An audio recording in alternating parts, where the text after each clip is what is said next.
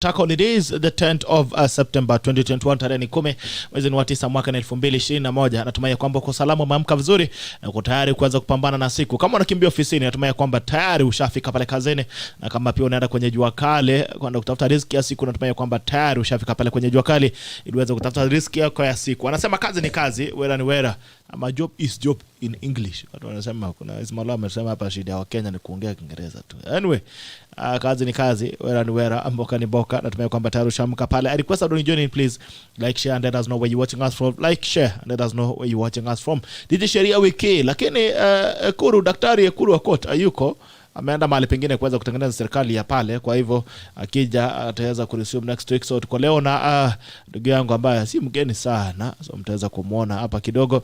Alafu basi niko na jamaa mwingine pia wa ANC yuko njiani anakuja, lakini ukarabati yake na masaa, watu wa ANC na masaa. Anyway, anaambia yuko barabarani, so let's wait and see. I hope he'll be here on time ili tuweze kuendelea pamoja. This is a talk and it begins now. Kama kawaida, naomba kwamba please when you join in, please like. When you like, you get to know that you're watching us.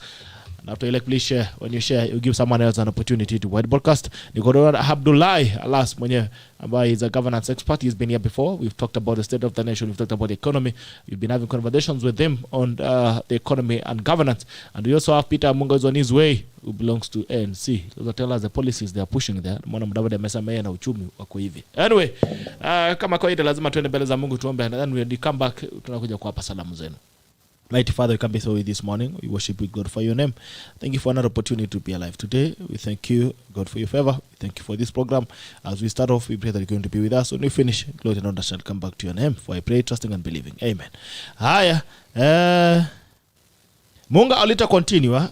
Nasema morning team tackle tuning in from Coventry, United Kingdom. Good to be part of this morning Sheria Wiki edition. Mwambia Munga wachana na meeting after meeting to plan for the next meeting. We welcome ANC to Wasla Nation to songe mbele pamoja. Babake Willy anasema tuned in. Good morning from KSA. Asante Elvis QW. Anasema morning tackle say I to the panel. Good morning to you Elvis QW. Kokoi Blomeri, good morning to watching from Marakwet. Asante. Naona Labanda Junior anasema good tackle looking in from Eldoret.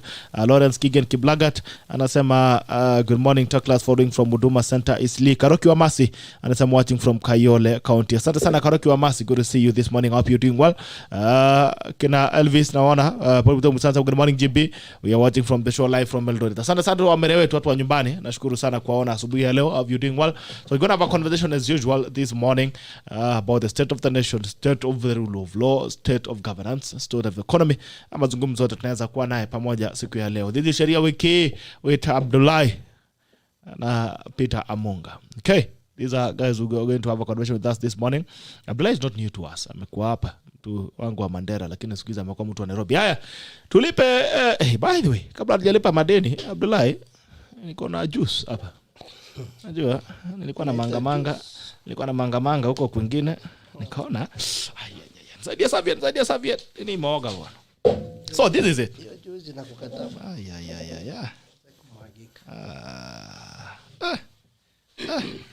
Okay. Okoa nisaidia na Saviet bwana, inamwagika. Okay.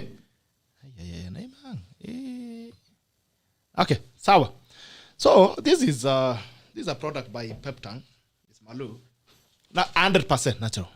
As you can see, vegetables, kuna apple, celery, cucumber, ginger, lemon and turmeric, mint and sea salt. This is natural juice by House of Peptang, natural juice by Orchid Valley, natural juice, 100% fruit and veggies. Kama wewe ni mtu ambaye unapenda afya, hii ni juice ambayo inafaa ukunywe kutoka from the House of Peptang.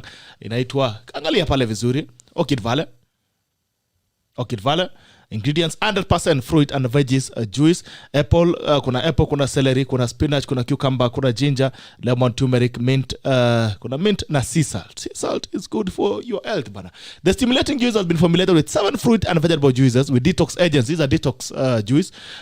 Ginger and turmeric. Ginger is known to aid in digestion and blood circulation, in addition to cleansing the buildup of toxins in the colon, liver and other organs. Turmeric is known to be a powerful herb which can fight against inflammation, boost skin health, among other benefits. Haya, hii ndio juice maridadi zaidi kutoka House of Peptang, Orchid Valley, natural, 100% natural. Haya, Ismail ndakupea yako uonje kidogo, sikuje ukasema tio effect. Utatuambia kama unasikia kama ni natural ama kuna sinema pea hapo. Ismail akunywa juice, lakini si ati wanatupatia glass tulete masasa kunywa juice bwana, wacha maneno. Kenya tunapenda vitu mingi mingi. Unasikia aje juice? Unasikia namna gani? Iko mambo ya wanaume hapa ndani ama imekuwa unaona je iko mambo 100% natural, unakuwa green. Unasikia na test namna gani? Unasikia ni vitu ya shamba, lakini unajua nikipeleka nyumbani zaambia ulisikia wapi? Wewe ulisikia wapi? Sawa, this is Orchid Valley by Pep Tank. That also Pep Tank, natural ingredients 100%. Kuna apple hapo ambayo inaitwa one apple away, one apple a day keeps the doctor away. Kuna celery which is good for your stomach, kuna spinach ambayo ni mzuri kwa afya yako, pia kuna cucumber, kuna ginger, kuna lemon, turmeric, mint and sea salt. Haya, kimbia uende kujaribu juice maridadi zaidi kutoka the House of Pep Tank. Asante sana. After juice Ismail amesema ni kama amekunywa kidogo akasikia kuna nguvu zingine ambazo zinakuja. Nakuuliza umezitoa wapi? Haya. Sawa, as you can see the glass 100% natural juice. Wacha kwenda kukunywa vitu ambazo zimekarangwa pale. This is 100% juice from the House of Pep Tank. Haya, sasa tulipe madeni. Pia Maridadi Motors zinakupa nafasi ya kuweza kuagiza gari kwa bei nafuu zaidi. Unaweza kusave up to 300,000 Kenyan shillings when you import with Maridadi Motors, direct imports by Maridadi Motors. Unaweza kupata gari kwa bei nafuu zaidi. Na pia Maridadi Motors zinakupa nafasi ya kuweza kuwekeza pesa ambazo uko nazo. Kama unataka kuweka akiba, kama uko na pesa kidogo unataka kwenye sako, you can save for two reasons. You can save as an investment where you get 1 up to 15% interest on the money that you've invested, or you can also invest to buy a unit. If you're looking into buying a car, unaweza weka pale pole unaweka pesa pale, ikifika 50% ama 50% ya zile value ya gari ambayo unaweza kuitaka, unaweza kuletea gari kwa njia shwari zaidi na rahisi zaidi, ili kuweza kununua gari kwa njia rahisi zaidi. 50% unaweza kuendesha gari yako ukisonga.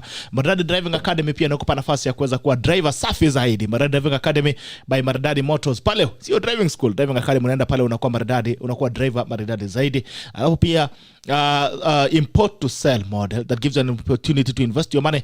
You invest your money, wanaweza kuimport gari kwa jina lako, alafu wanauza kwa niaba yako, and then you get to earn money 15% that you get to earn from investing your money in import to sell model by Maridadi Motors. Alafu finally pia kuna mahali ambapo unakimbia pale unaoshewa gari, that is Sparkling Motor Spa by Maridadi Motors. Pale Seattle Mall nyuma unaweza kungarishwa gari, unakuwa shwari zaidi. That is Maridadi Motors. Maridadi Motors, trust the process. Ama wanasema pia best cars at best prices. You can get your unit from Maridadi Motors. You get to save up to 300,000 Kenya shillings when you import with Maridadi Motors. Haya, pia if you are building, kama unajenga, unajua watu wanasema kwamba roof is something that you do once. You don't do your roof twice. Unafanya roof yako mara moja zaidi.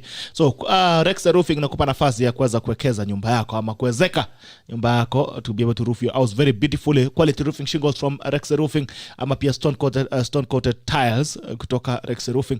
Alafu pia kama unafanya waterproofing, kuna wale waterproofing membrane, kuna waterproofing liquid. So Rex Roofing gives you an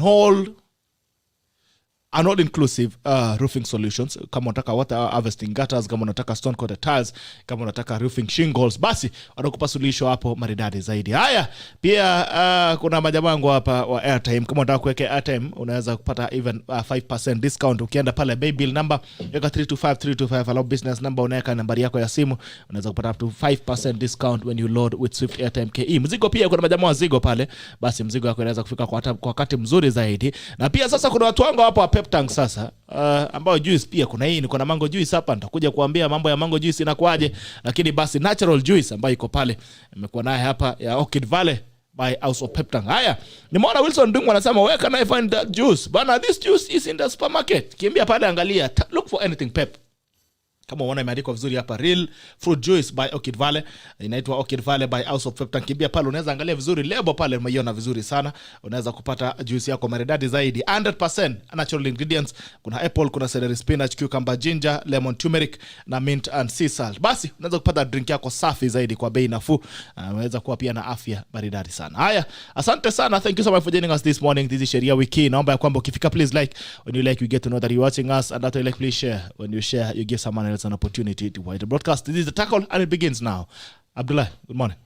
Morning to you, sir. How are you? Morning to our viewers, whatever they are. God is good. Amen. All the time. All the time. And Nairobi weather is what some people quotas will call it the baby making weather. And Africa badala ya kulima mnafikiria tu mambo mengine. In other countries people are thinking it's time to farm. Wezi lima kama utapata watoto na labor. So hizi vitu they are intertwined. Kwani mnazaa ndio mpata wafanyikazi ama ndio mpata watoto? Labor inatoka wapi? Kwani Mungu anatuma watu? Kunywa juice kwanza usikie. Lazima wanaume wafanye kazi. Today I'm sure most Kenyans will wake up to yesterday's report about the economic survey by Ukuru Yatani. If you read it, then it's saying that Kenyan economy contracted by 0.3% in 2020 compared to 5% growth in 2019. And it hit because of the COVID and among other political temperatures. COVID has not been doing us any favor. And from 1963, Kenyans have been having inequality. And if you look at some of the reports, 8,300 people control almost 99.9%. So I think jobs have been lost. There has been issues of private sector being affected, the wage bill being affected. There has not been, absorption of people. Fuel is expensive, oil is expensive.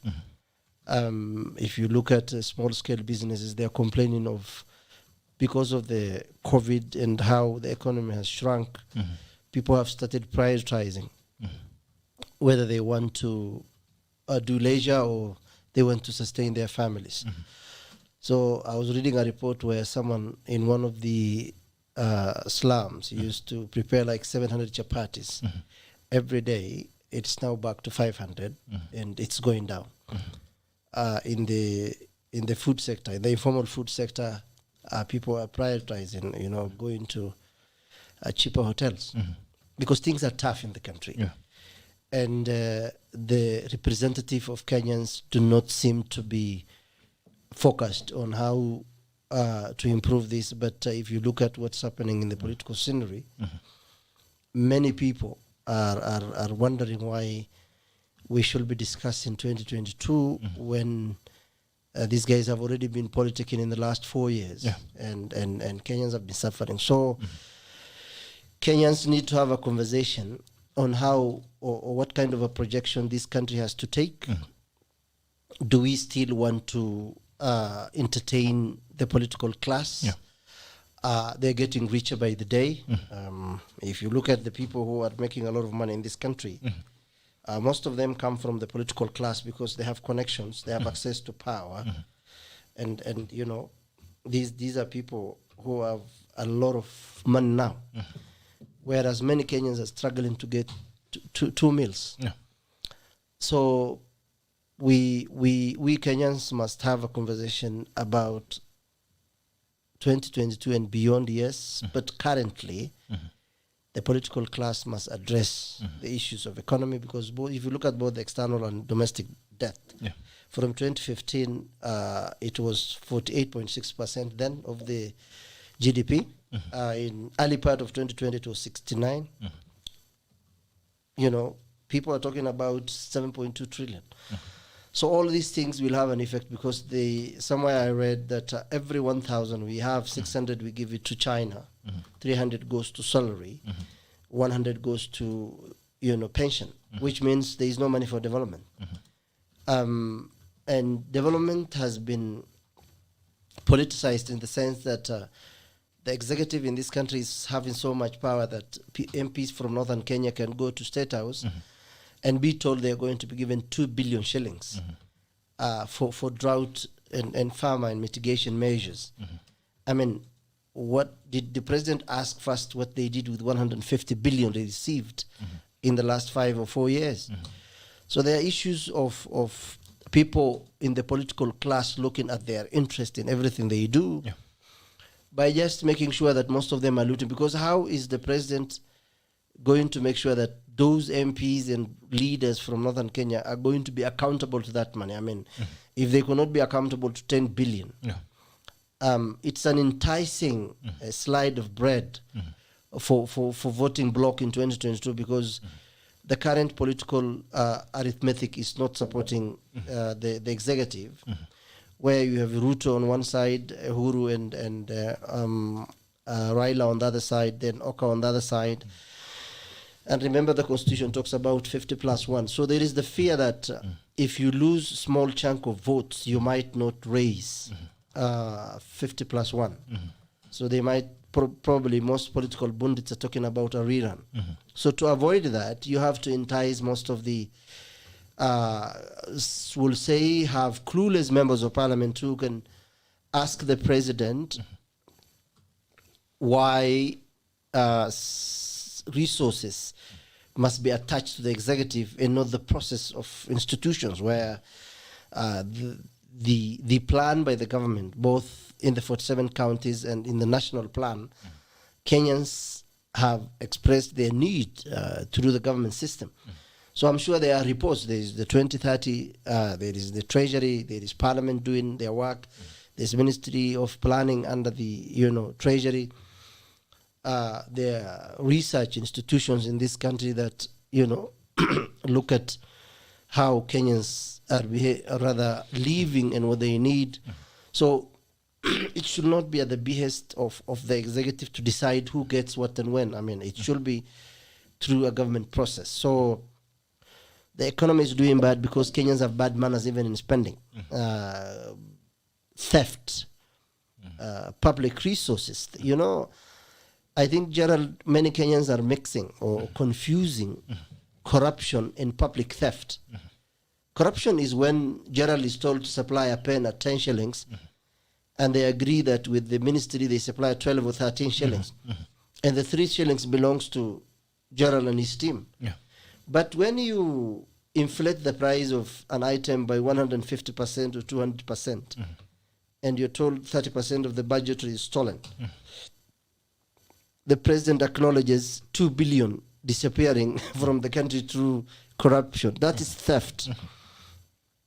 And what surprises me is the lack of sheer embarrassment of the Kenyans that are participating in this process. I thought both the Bible and the Quran do not condone theft of public resources and stealing what you're entrusted with. So how Christian is this nation is a question we need to ask.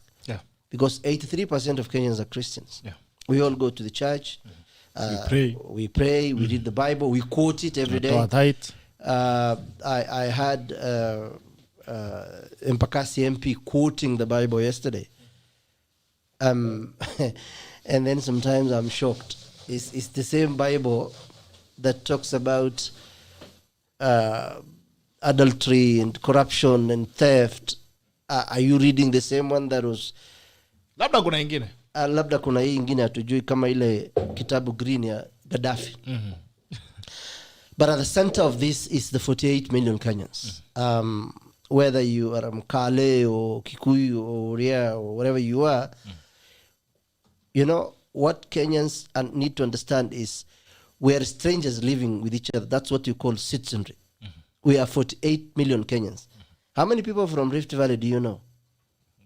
2,000 in your phone? They're countable. Countable.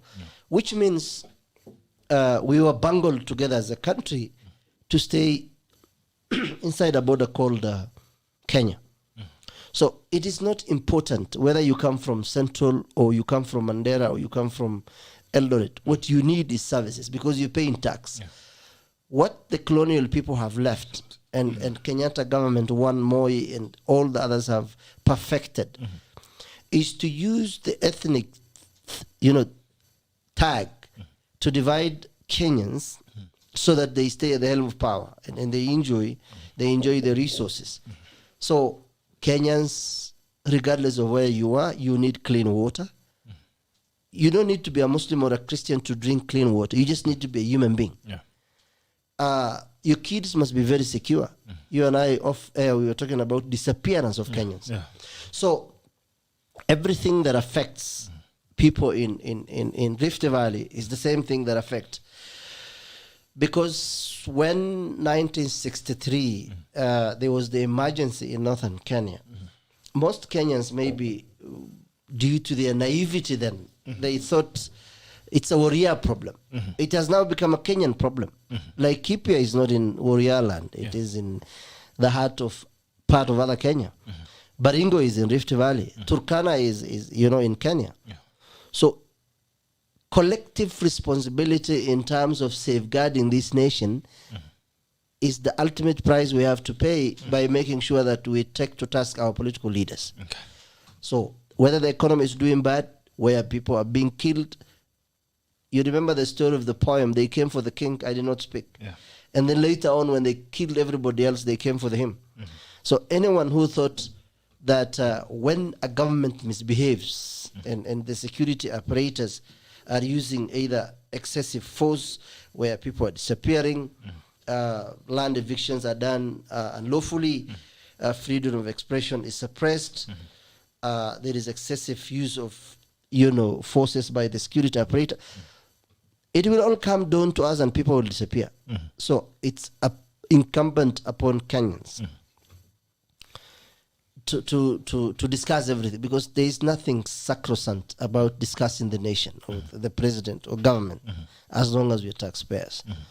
So it will all depend on how Kenyans want to behave. If they want to be under the blanket and leave everything to the political class, woe unto you. You will wait to have what you need for a very long time. And we'll be talking about the same things. Okay. Haya, hapo ni mambo ilivyo. Haya, unataka juice ingine ama uko sawa? Okay. So the economy is on the reverse gear. They're saying for the first time in 29 years. I don't know how true that is though, because I'm not an economist and I've not been studying the economy. But the report says that the economy is on the reverse gear for the first time in 29 years. I don't know. What do you think has informed this? Well, I think, first of all, we don't need to be economists to discuss some of things, because some of these things affect us daily. And there are reports either from Treasury or Parliament or all other institutions in this country. So there are all manners of reports that are available. If you have been following David Nd's articles very closely, you will know that the government wasn't behaving well. There is no financial prudence. And these things, if you don't correct them in one time, they pile up and then one time they explode. And that's why today, 20 to 25 million Kenyans can't afford the basic health and basic needs of clean water, food, healthcare services, and all these things. Yesterday, I went to one of the hospitals to take an injection. The mannerless of Kenya is everywhere. In the hospital, the nurses were not there, and 20 of us were bungled in a very small space. I had to leave because I cannot go and take an injection and then get corona from the same place I went to get an injection or vaccination. The economy is doing bad because there are certain disciplines required in these matters. One of them is being very transparent, being accountable, being responsible, prioritizing what we need. Both the longer term projects and the short term projects. Cushioning, as long as Kenyans don't have money to spend, and the money is stolen, and others are taken by debt, then how do you expect circulation to improve? People will not have the purchasing power. They can't buy. People cannot go for holidays. Because yesterday, I asked a taxi driver who picked, was it yesterday or the day before, from Langata to town. He told me he has never gone for holiday. Never. Because he works like 17, 16 hours. He has kids to feed. They go to school. Schools are expensive in Kenya, even though we are told education is free. So everything we do is, I sometimes said that some people will die without even realizing a dream in Kenya, while others are enjoying opulence and extravagance. So the economy is doing bad because, one, we are way ahead of the parameters that's required to develop because as long as 80% of the taxpayers' money comes from the informal sector and you're not cushioning them and jobs are being lost, and Kenyans don't have the power. Manufacturing will go down, keep on borrowing, foreign debt, foreign exchange. A lot of things will play, but by and large, it has to do with discipline. If you look at how we behave in our roads, I was driving to this place and I saw how people were behaving. It tells you a lot. Another thing is, Gerald, when people are struggling on how to find the next meal, it will be difficult for a hungry person to behave as you want. People can behave when they're comfortable. If you go to European cities, people take the tram or the train or the bus. And every bus you go in, people don't even make stories. They're very busy with their mobiles because there is no stress of transport. There is no stress of health. There is no thinking of clean water. Nothing. Kenyans are thinking about food. 58 years after independence, we are not food secure. Someone said that our problem started when we made English compulsory and agriculture optional. So that's why we're getting toothpicks from China. I think it is time for Kenyans to reflect and say, are we always going to be divided in the lines of ethnic lines, or we are going to be one country where everybody strives to have a better life, to have, So you feel probably the reason why the economy is deteriorating is because of Kenyans? Yeah, because they're the ones, because they elected the people managing these resources. Okay. The three arms of government, especially the executive and parliament, are the ones handling most of these policies. Now, if you talk to most Kenyans, they will tell you that most of these policies are developed so that it favors certain outcomes in a long term. Remember, issues of economics, law, and politics are very complex matters. So the people who are behind this, they know that they are either going to make money or it's going to favor them in some ways. Because if you look at the big contracts, and you investigate, or you read reports about how these contracts are issued, you will find that the company that are winning are either affiliate to the executive or to the legislator. Okay. So at any given point, everything we do is inclined towards profit making. Is inclined towards people getting rich. Okay. How do you explain when you're told that 8,300 people control 99.9% of the economy and the wealth in Kenya, and they're getting rich, by the way? Our people, the 0.1% in this country are getting the fastest, wealthiest people in the world, if you read a report by Oxfam. So I blame partly the government for not doing proper civic education, or what you call political education. But by and large, Kenyans are partly to blame, because how does a hawker in Slee or a shoe shiner in town benefit from being a Kikuyu because the president happens to be from central Kenya? How does that benefit him? Okay.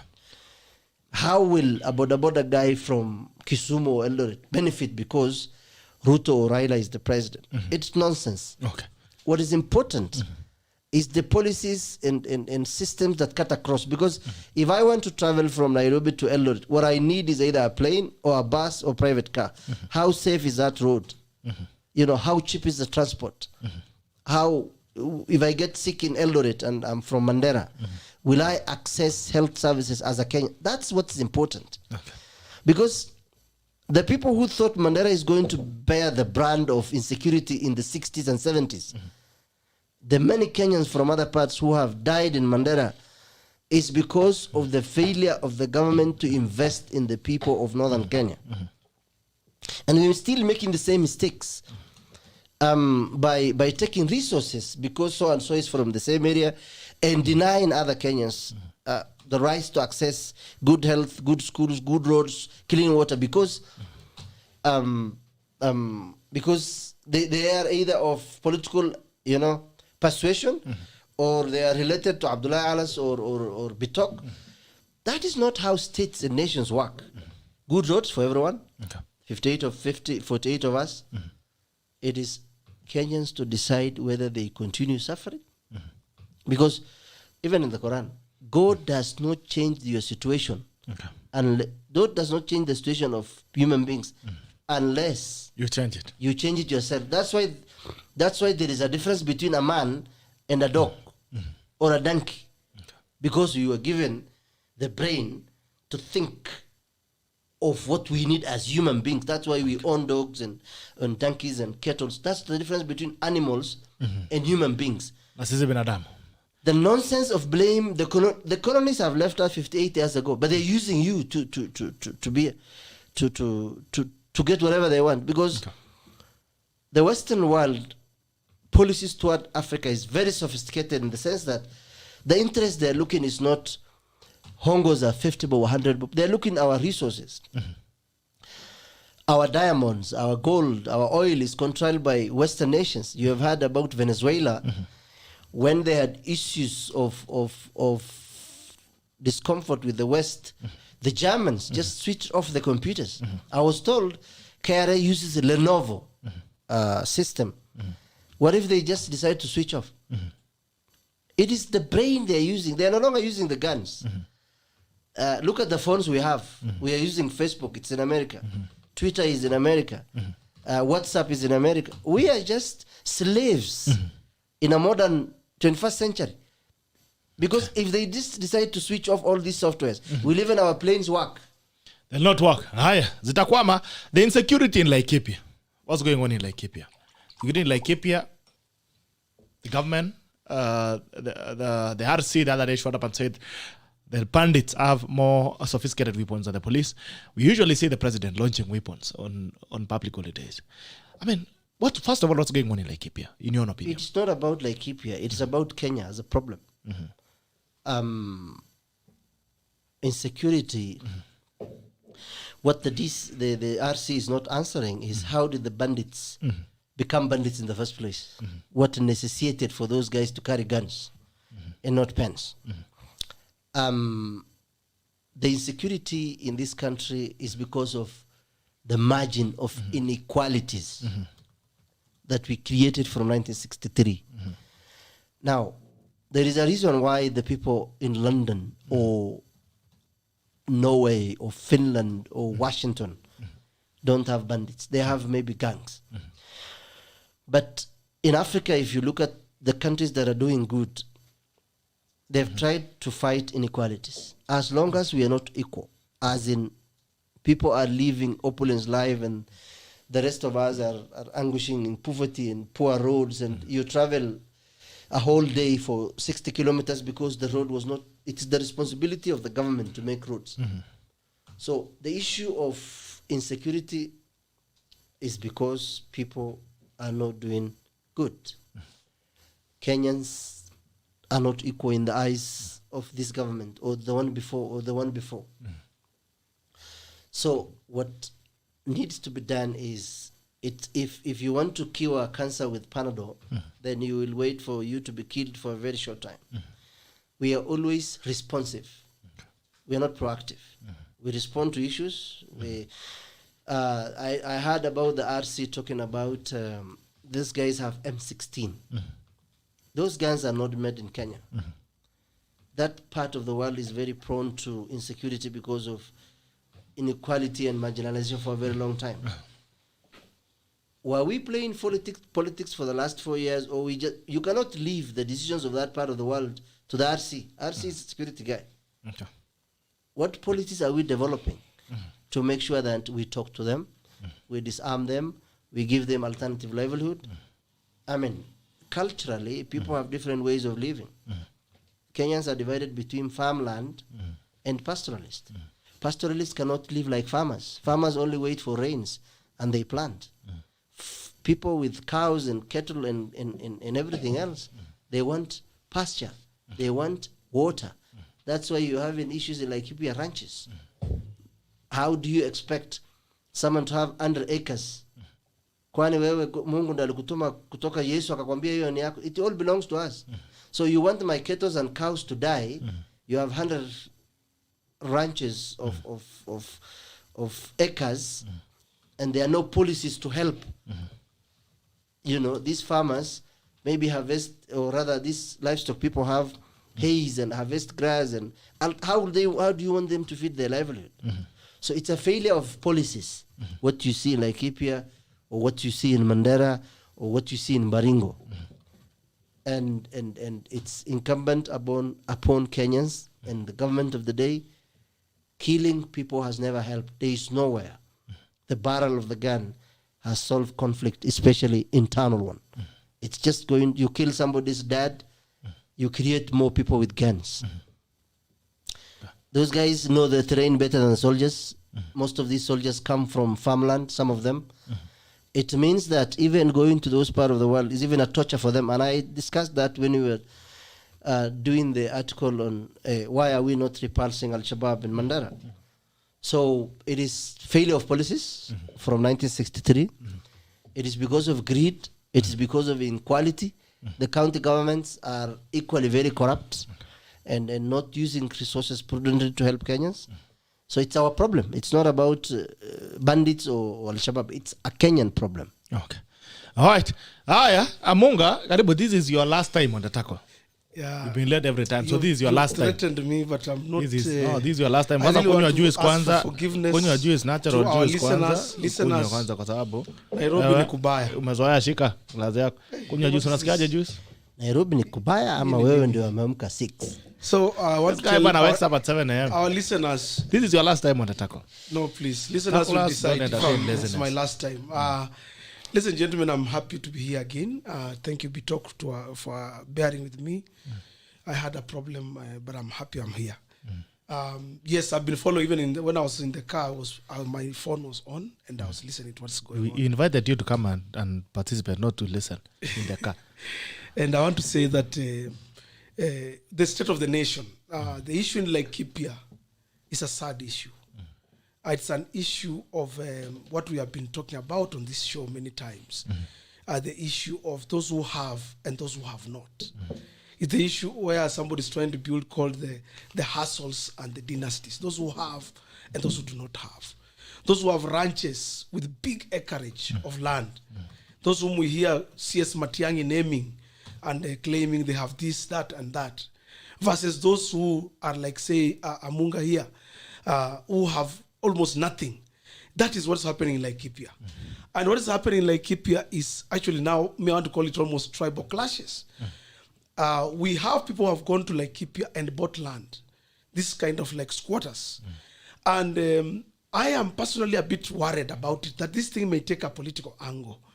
Yesterday, as I was listening to the news, and as I was listening to my brother here describing a few minutes ago, this thing can easily take a tribal angle whereby those who are the original landowners in Laikipia, talking about the ones who used to graze their animals there, the pastoralists, the tribes that are the Pokots, the Marakwets, the Maasai, the Samburu, they may now come in to start saying that other people have come in to settle and take their land. And that is what we are going to see as we go towards 2022, because this thing has always been occurring as we approach elections. Okay. It's not the first time. So as we go towards 2022, this should be a warning shot to the people who have been thinking that the Rift Valley is just a place they can go walk in and get votes. Rift Valley is going to become very hostile as we go into the next few months. Who told you that? What we are watching here now. What are you watching? Yeah? What are you watching? I'm trying to say. No, don't start spreading war. Where there is no war. Laikipia is right now a war zone. As Kenyans, we must think, how do we bring our people together? How do we make our people realize that the election of 2022 is not a war, just normal elections? I tend to think that is where the problem is. These are wars that come towards the election time. And that's what BBI was all about. BBI was to solve this issue of winner takes it all. BBI, my legs. You're back in BBI. BBI was a good thing, ladies and gentlemen who are listening to us. It was to help us solve this problem of land. Yesterday I sat with Baba Twoli, and Papa Twoli told me, whenever you go to the radio, tell them, I warned them. BBI was to solve. But you were here 2 weeks ago saying BBI is dead and it's nothing and it was not supposed to help Kenyans. BBI had a good thing about it. BBI had a good thing about it. Ladies and gentlemen, as we go into 2022, let us always remember that BBI, Uhuru Kenyatta, and the people who are working on BBI had this thing like Kipia in their minds, that we solve this issue of winner. People are taking it all. Land issues. All these things were covered in BBI.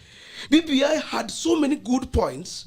The only bad thing was that some group hijacked BBI and wanted to use it for their political mileage. But BBI was to solve this issue that we are having, my brother. Hoi, tafadhali munitafutie clip ya Amunga. 2 weeks ago he was on the show, 2 weeks or 3 weeks ago. What he said about BBI. He said BBI was a dead horse. BBI was not going to help Kenyans. You want to contrast the two so that we know what kind of leaders these Kenyans are looking up to. The problem with Kenyans is that they say what they don't mean, and they mean what they don't say. They say what they mean what they don't say. But I said the problem of Kenya is a societal problem. And I was the first person to tweet when they talked about BBI. How will BBI solve the politics of bad manners among Kenyan leaders? Now, there are things you can't solve by,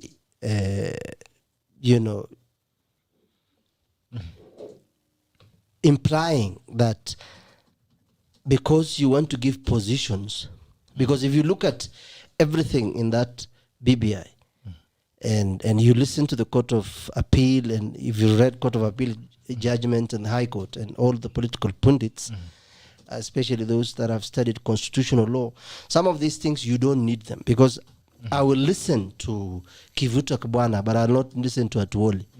Kivuta Kibwana is an authority in constitutional law. Atuoli is an experienced Kenyan. Experience is not knowledge. Experience is not nothing. Experience. Allow me to finish. It's okay for you to support Atuoli. I don't want to support him. You should allow me to have the rights not to support him. Now, Kivuta Kibwana has said that for you to increase the money to 35, you don't need to go to court, or you don't need BBI. It's a policy issue, an administrative issue. Minimum is 15%. The counties, have they even gotten the 15%? You want to create a youth commission. If parliament is being paid 10,000, creating a youth commission is not going to solve those bad manners. The problem we have in this country is something that cannot be legislated. It's greed. Okay? He talks about land. We know what Kashago was saying. Where is the Mau Mau land and who owns land in this country?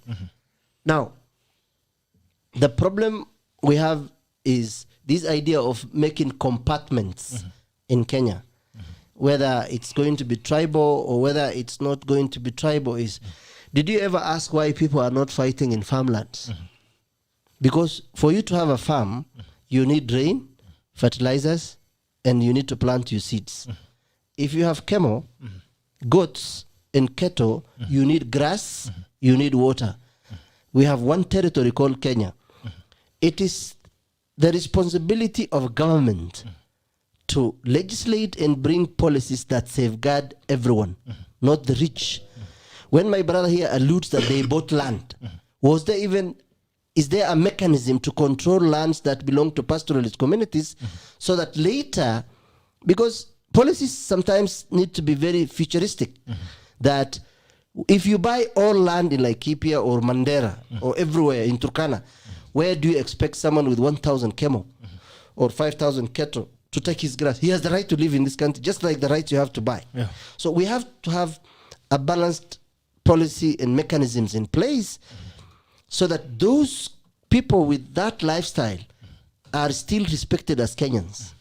Okay? So that when there's drought right now, that's why you have these skirmishes. It's not only political time. There is no relationship between politics and cows being rustled. There is no relationship. It's a crime for you to steal. Okay? It's So a- Amunga wache kusema ati sijui watu No, wanapigana no, let sijui me siasa. finish. No, sijui listen. nini. Amunga. You are the, a- the, you are a what warm- is- you are a the warm monk. hustling has may been forget. there. Oh, jamani. Hustling has been there for a very long time. Okay, the Northern Kenya problem has been there since 1962. Unless Amunga here wants to forget about history, this thing did not start in 2013. You never read history. He's a theory I'm teacher. a teacher of history. If you do, then you will know that hustling did not start yesterday. The problem of Baringo did not start yesterday. The problem of Laikibia and Turkana and Mandera is a systemic failure by government policies for a very long time. Okay? Now, 2022 will come and leave. Those of us who will be lucky, if God allows us to live, we will reach and then go post 2022. That is not important. You don't make policies for people who leave. You make policies for posterity so that those who are here can enjoy, those who will come can still enjoy the same fruits.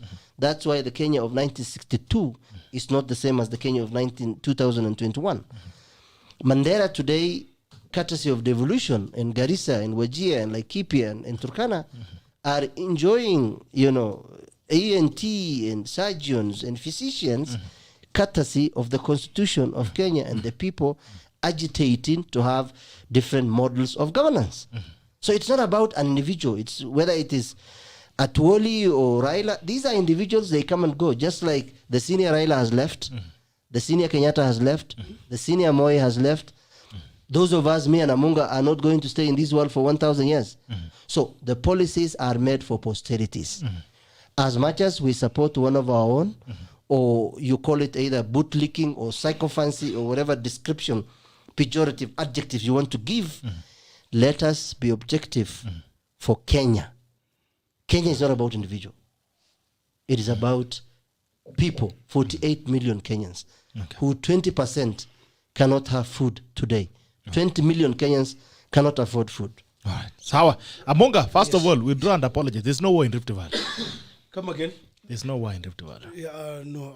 You want me to apologize? Yes.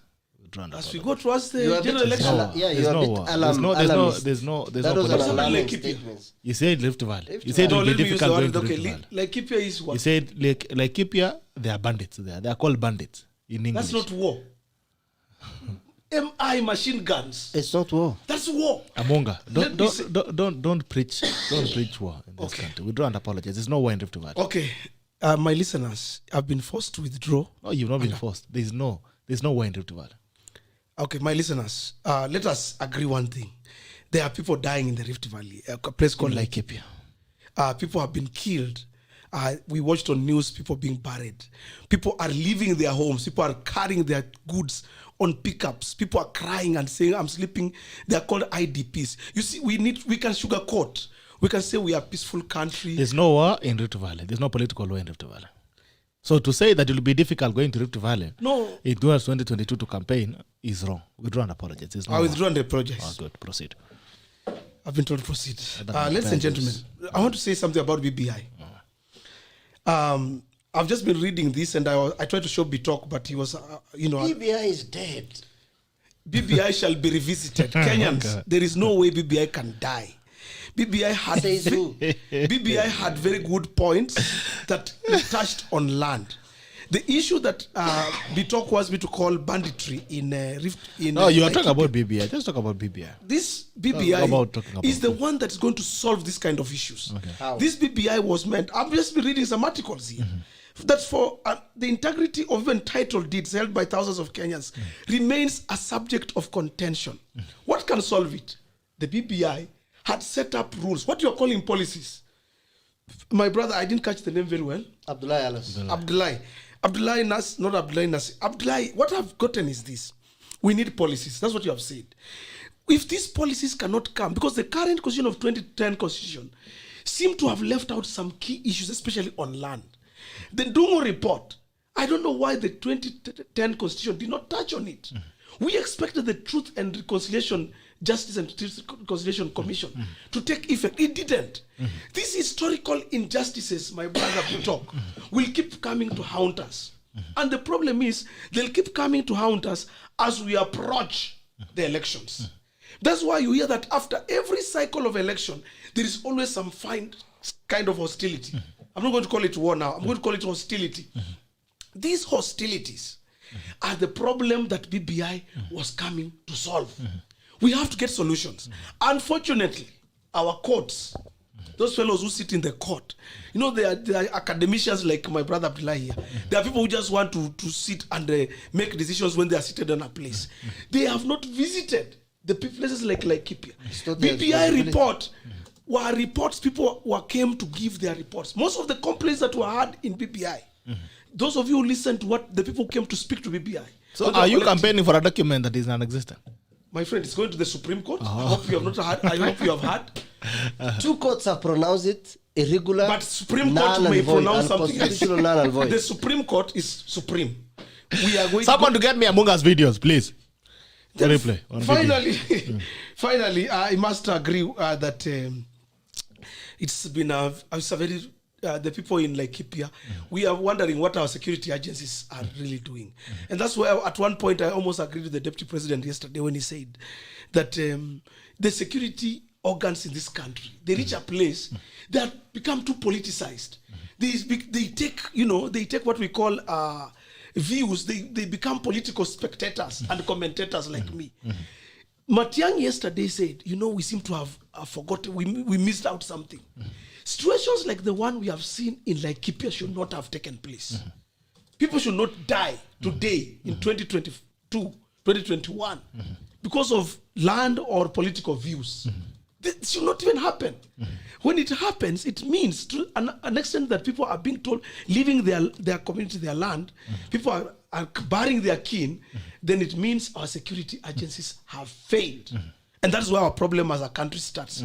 That we have made, and I think again BBI was addressing this. BBI was going to help us to separate powers, whereby mtu kama Matiang'i afanye kazi yake ya Matiang'i. Na watu wake wa security, kina huyu mtu anakuwa anaitwa nani, Kibicho, wafanye kazi ya Kibicho. Lakini kupata kwamba Kibicho by the comes from, I think, Laikipia areas. To get things like this happening, and we hear them making political statements, as Kenyans, we feel very bad. Okay. They should be doing their work. Watu tutabembelezana na hao. There were land reports. Tutaanza kuambia ukweli. Either kama wataki kazi, wakwende, sisi tukuje tuchukue hizo kazi zao. Musalia Mudavadi is soon taking over this government. And as Musalia takes over the government called Kenya, I want to assure our listeners, things like this was we are seeing in Laikipia will never be seen again. In the next 10 minutes tutafungua bunge. I am not going to address the issue of Musalia, but I'm going to address the issue of BBI. Because Musalia is not here to defend himself.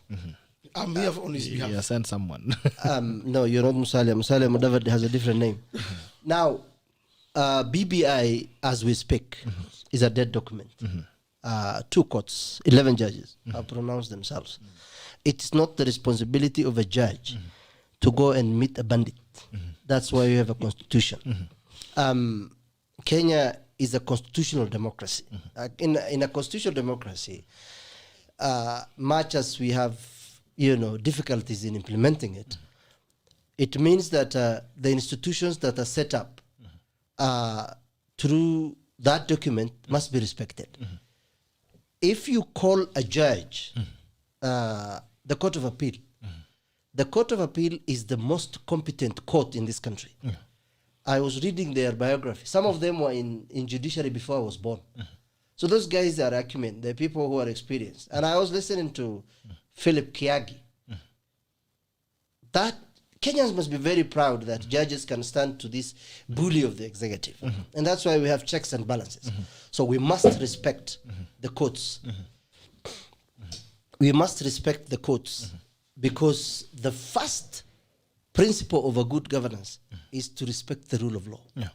If we don't, then you're going to be a banana republic like Libya or other countries. Because our country is even worse if we go that way. Because what happened in 2007, within a month, you know what happened.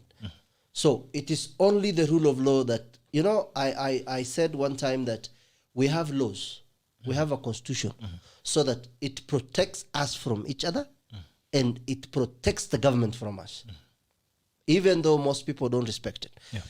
BBI, to my brother, I am very sorry to say that it is irregular, unconstitutional, null and void as we speak.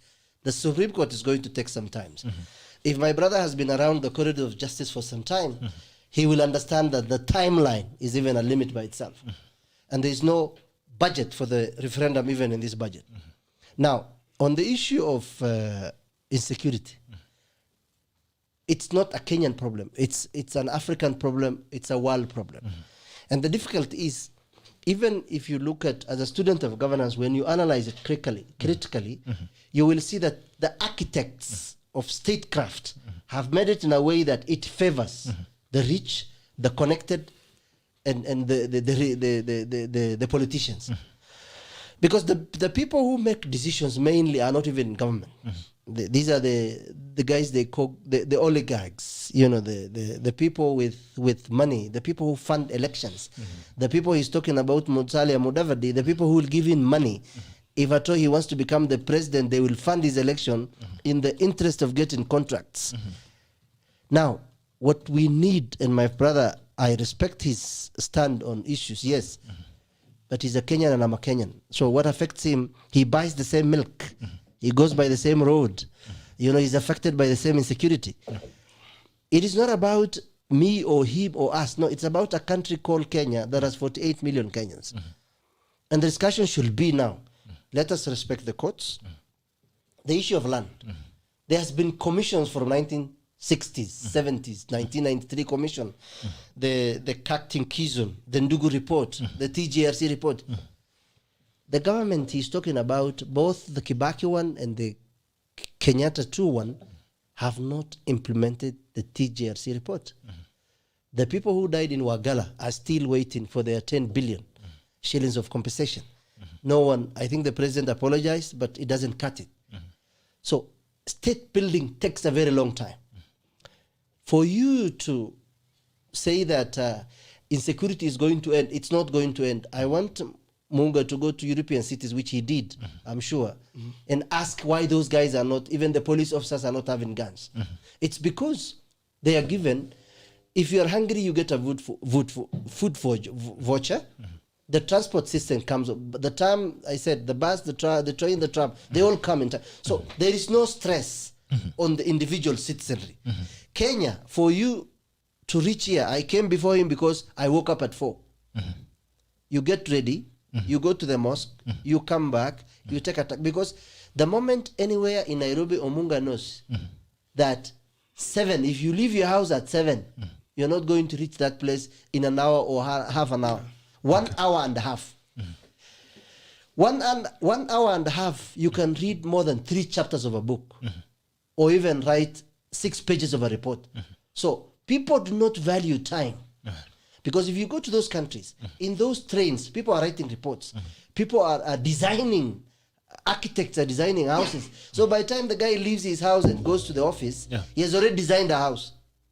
But Kenyans, we sleep in the cars. We sleep until, you have heard the other day in Mombasa Road. People went home at 2 a.m. BBI would have BBI my legs. Just allow me to. BBI was addressing I don't want to be very insulting. I don't want to be very insulting because I want to use a dignified I think they're paying the wrong person to tell BBI. Yes. You say BBI was going to solve traffic. That is now remain. Thank you for reminding me. BBI is like a woman who was married but was impregnated by someone else with someone else's child.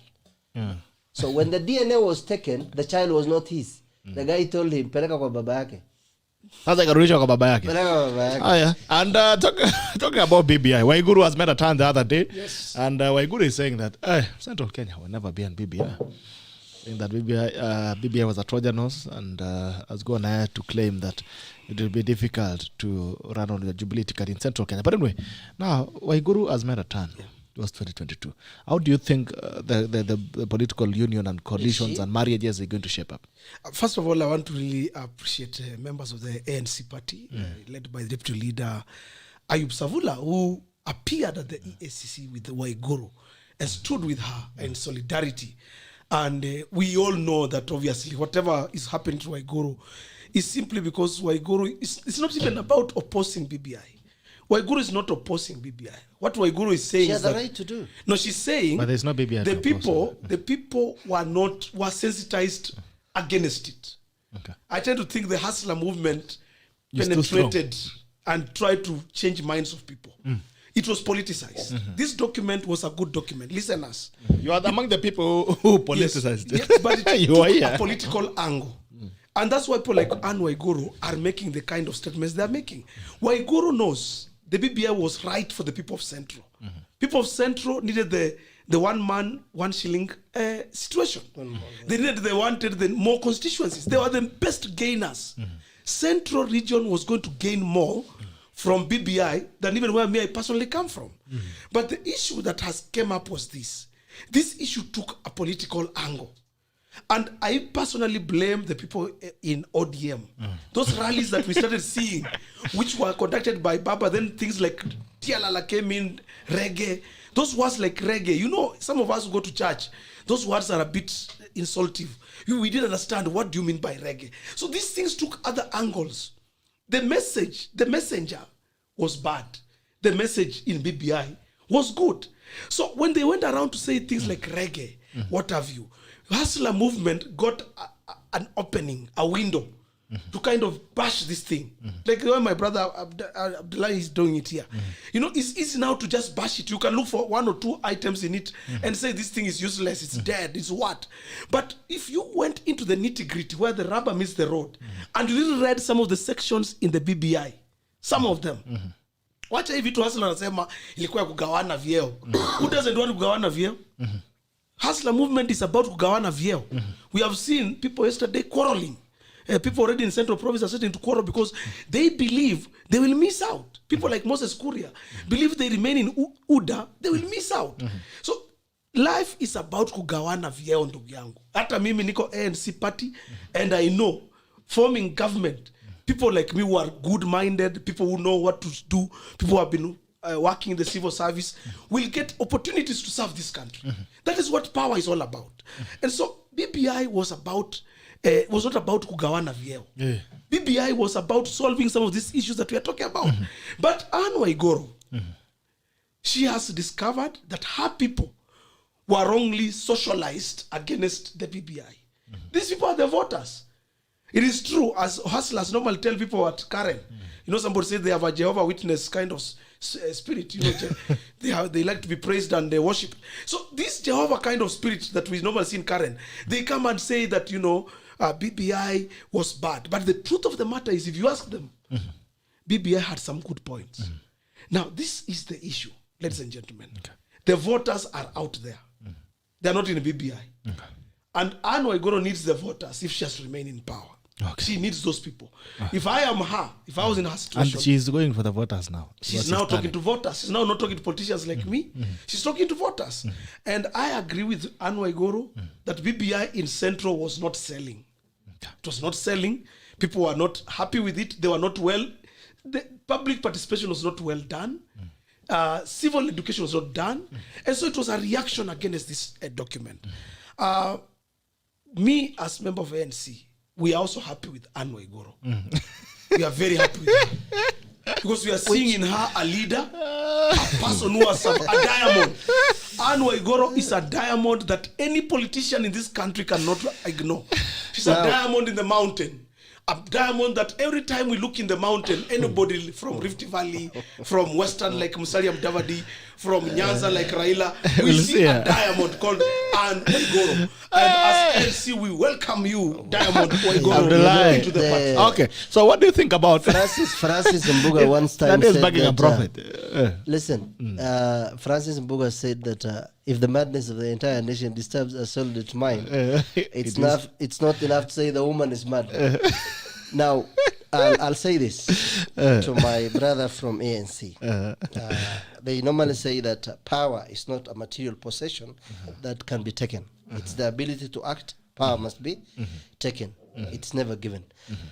If Musalia Mudavadi is waiting to be given power by Uhuru Kenyatta, then he needs to go and study political theories. Power is taken. So he has the right to support Anne Waiguru, who is a Kenyan governor, a very respectful lady. She has her shortcomings just like many Kenyans. But in 2022, or her relationship with UDA, or her relationship with ANC, or whatever it is, Power is about interest, personal interest. Okay. It has nothing to do with worshipping the church or going to mosque. You go there to grab it. It's about self-actualization. Do you think you can do something about it? Do you think you can contribute? You have the zeal and the guts to go about. Look at what Raila has gone through. Look at what Ruto is going through. So it's a game that requires some stamina and some plan and strategy. Anne Waiguru has issues because she's facing. She has the right to support BBI. I have the right to oppose BBI. It's a constitutional thing. It is not about ANC or UDA or any other party. UDA, I think Musalia Mudavadi's party is the third or the fourth in rank. Of what? After ODM, Jubilee, and Ford Kenya in terms of power strength in parliament. So what we need to do is, as long as far as my friend is concerned in lobbying for ANC, he needs to be very practical. I don't remember Musalia Mudavadi visiting Mandara. I don't remember Musalia Mudavadi visiting Mandara in the last 10 years. They are voters. Let me Google it immediately. Yeah, please do. I come from Mandara, so and being in the media myself, I know I haven't seen him in the last 10 years, including Uhuru or even Ruto. Raila went one time when a lady was killed and he was mourning with the ladies, and something like that. But now, by and large, what is more important is let us allow people to connect with other Kenyans. Let us allow people to associate with parties. Our parties are ethnic affiliated parties. They are not national parties. If you talk of national parties, then how many members of parliament does ANC have in Mandara? Or how many? I think there is one MCA from Mandara who comes from my ward, who is an ODM member in the entire Mandara 30 Assembly. But in Wajir, they have more. So what needs to be done is this. Parties are bridges to cross point A to point B. Once you get power, the party outfits changes. You've heard people talking about Morade and Tuju out because they're done. They were used. Their time is over. Then they have to build another coalition. Now, 2013, we had URP and TNA coming together forming Jubilee. I think currently what we need is Kenyans from Webuye or I want to tell AMUNGA that I went to a Ojami Primary School in Busia, so I partly come from Western. It is important for Busia residents to enjoy equal rights like Mandera residents. It is not important whether there is a Luya or a Kikuyu. It was not my choice to be born in this country. I went to school in Luyaland because my dad was a businessman in Busia. Okay, today when I go to Busia, I still know where the police station is. I still know where Ojami is. I still know where the market is. I still know Sophia where it is. I mean, I know the places I've gone to because it's part of this country. That's why I did not live in Kampala. Now, the leaders, whether it's Musalia Mudavadi or all these guys, as much as they want to grab power, they should not destroy the country. Because they are the biggest losers. Personally, I don't have property in Nairobi. So I have few certificates and a small car, and my wife and family are already in Mandara. So I'm going to do farming. These buildings don't belong to peasants. They belong to corporations and big people. They belong to AMUNGA. The likes of AMUNGA, who are close to power. So what is important is, once you destroy a country, look at what's happening in Libya. Look at what's happening in Somalia. It is very difficult to build it up.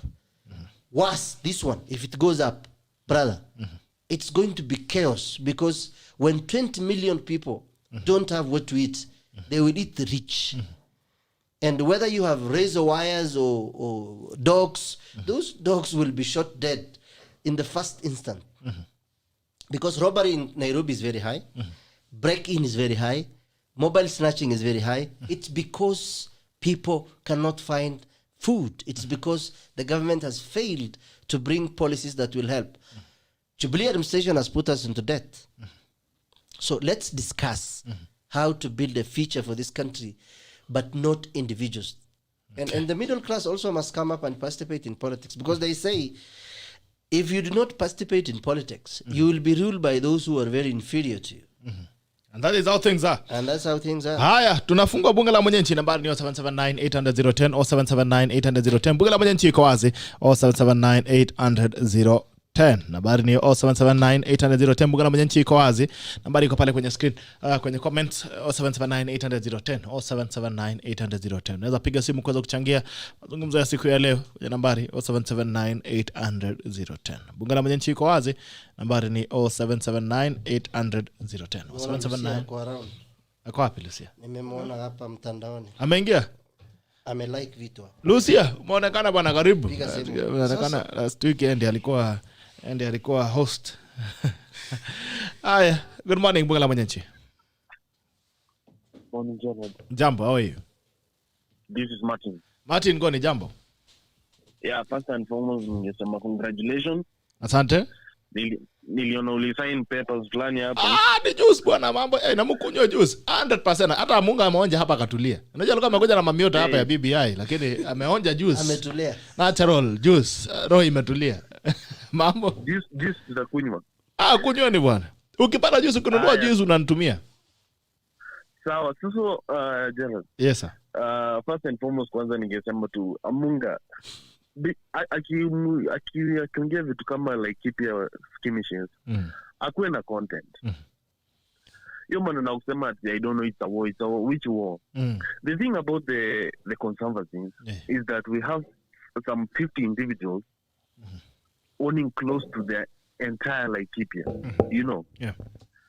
These are disenfranchised the entire community, the Ma communities, the Samburus, mostly these pastoralist communities have been disenfranchised from their lands because we have some few people who have hived a chunk of the land in the name of conservancy. It's very weird to say that you know what, the people have been living with these animals for a very long time peacefully, but now we have some foreign individuals coming to tell us that you know what, I think these people are going to endanger the wildlife, so we need to hive off some piece of land so that we can protect those animals. I don't think this is a very genuine way of doing these things. Okay. And another thing is this, is that most of these people are absentee landlords. Somebody owns like 50,000 acres of land, but they're in the UK, they're in the US. And then you have a bunch of Ma people having their animals die of hunger and lack of food. Yeah. And they can't access those land. I don't think that is very genuine. I think like we need to have clear policies so that these people can be allowed to graze their lands in these fields. You know, as much as they don't own the land, but they can be allowed to graze their animals there. But saying that they can't herd the animals there, they can't access those lands, and initially those lands were ancestral lands to them. I don't think, and this has always been done through some very weird policies. And also, the 2010 Constitution allowed the lands to go back to the government after 99 years. That is after the 2010 Constitution, because initially it was 999 years. You see. So these people have also come up with another way whereby now they want to gazette these spaces as World Heritage Sites, you know, so that these lands cannot go back to the original owners who are the Maasai. These lands are community lands. I believe that, you know, community lands should remain community lands so that they can be used as per the community wishes, you know. Yeah. But taking these lands from these communities so that they can be used for conservancy purposes. But in real sense, these lands are not busy. As much as we have some conservation, but when you go to these places, you find that we have 5-star hotel inside there. We have tents which can go up to 40,000 a night. These people are using those spaces for business, money. You know, at the expense of the community.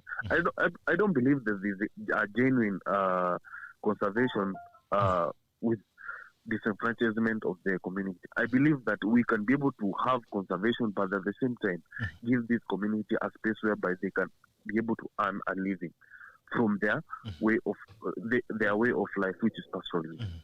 You know, another thing about this Waiguru issue, I believe that Waiguru is done politically because, you know, she's going to be facing Mother Karua, who was a very close second in 2017.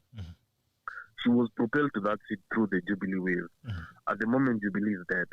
You know, when you go back to UDA, we have Ngishiri there, who has been a diehard supporter of Ruto. So I don't think she's going to give space to Waiguru so that she can run again for governorship on a UDA ticket.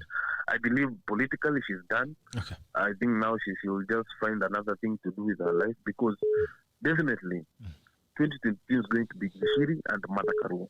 Okay. And the way Martha Karua is coming up, I think she's going to be a very strong opponent to any person who is going to be running for a governor position. We also have Kibicho here on this other side. So I believe like Waiguru is just trying to find somewhere whereby she can land. But unfortunately, it's too late. She dangled eggs with no consideration about what is happening in the political landscape. I think she's done and dusted. I think she should retire now.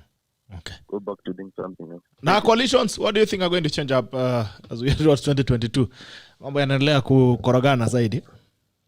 I believe that Oka is dead already. It's dead like a dodo now, because you have Musalia Mudavadi claiming that he can pick a running mate from Central Kenya, and that's why you see that Anne Waiguru has run that direction, so that at least probably she can be picked as a running mate.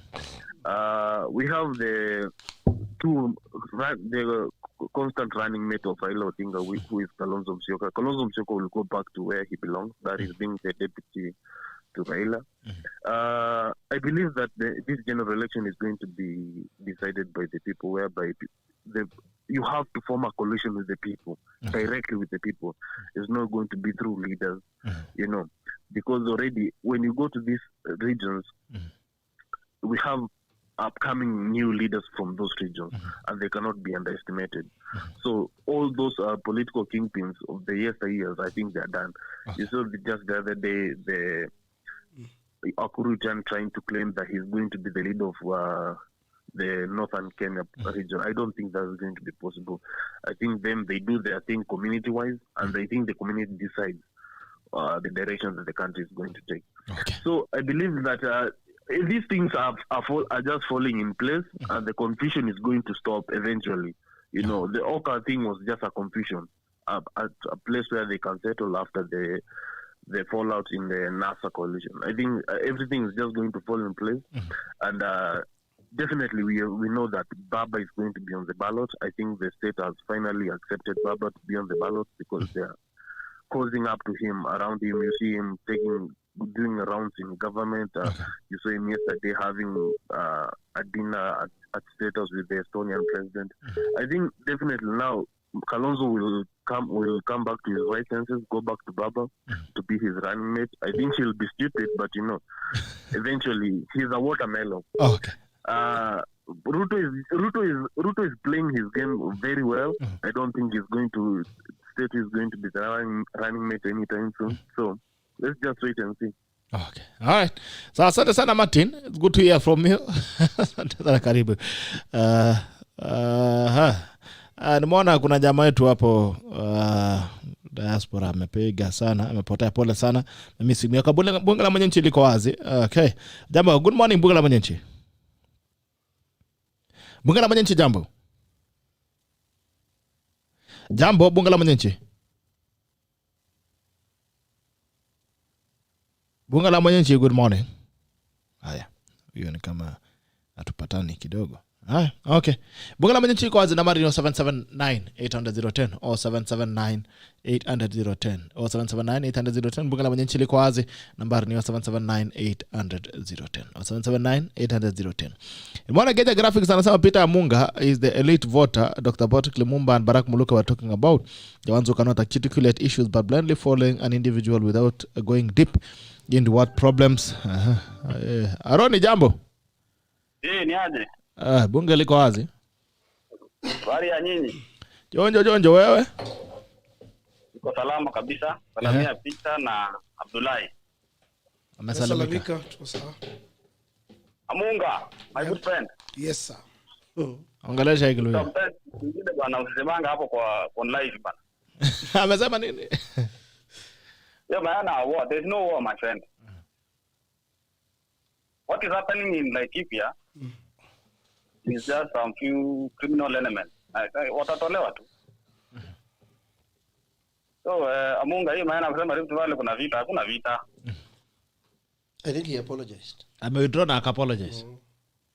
Sawa. Sasa Amunga ingine tena hii maana siasa sasa. Amunga my friend, nilikuwa advice tunakupigia. Kwa nini mwadvise kama mbele? Yabe msali ajipange. Sasa unasikia, unajua hata kama ni kuhuu someone quoting someone. Wewe sienda kuquote mtu bwana amepelekwa EACC kwa mlango. You wait, these things you done in house or boardroom. Sio niko bwana na mtu amestakiwa ama anaitwa kwa mahojiano na huko EACC. Nenda kwa mlango hapo kwa hiyo electoral rotating door. Hiyo ya integrity center. Unakaa hapo unangojea atoke ati you are quoting. That was a downfall. Okay. Sali and AC have a lot to do. Hiyo ni vitu unafanya kwa boardroom. So I think anyway hakuna mahali wanaenda. Unajua Waiguru, I think his politics is done and dusted. Okay. Because he's facing a very stiff competition huko Kirinyaga. Kuna Kibicho, na Ngirishi, na kuna Martha Karua. Surely utasurvive aje hapo. Maanza kupelekwa ICC ama neto EACC. Hiyo labda hata ni sanitization bana. You never know. Nungarishaji. So nasikia wasi wanataka kwa deputy ya Musalia. Okay. Unajua sasa Musalia alikuwa na deputy jamaa mwingine mahali. Maneno ikaenda venye ilienda. So Musalia anafaa kaa chini na afikirie vizuri sana. I think he's taking lawyers for a ride. Okay. That's why lawyers are taking it seriously. All right. Yeah, so I think side yetu tuko sawa. Our game we are up there. Kwani mmepanga aje? Si hata nyinyi mnaenda kuchukua huko nini? Running mate. Kwani mnasema mko sawa? Kwani mko na running mate tayari? No, maana running mate, but we discuss now. Because we are still tunaangalia ground, tunasoma ground kwanza. Unajua before you run for running mate. Lazima uelewe na maana kwanza wanataka aje. But I think maybe there is also I suspect also kuna big game nachezwa mahali. Kuna watu watalia. So think mambo bado. Haya mambo bwana. Asante sana Aroni. Yeah, na congratulations bwana. Naona maneno yako inaendelea mzuri. Thank you bwana, tukunywa juice. Lakini wewe unakunywa juice kweli Aroni ama wewe mambo yako ni gani? Na kunywa juice kabisa. Juice natural juice. Kunywa natural juice. Wacha kunywa hivi vitu kuna nini? Mavitu zimeongezwa, sijui sukari, sijui glucose, sijui preservative. Bwana kunywa juice unaona cabbage ndani yake, unaona celery ndani yake, unaona kila kitu ambao umeambiwa iko ndani.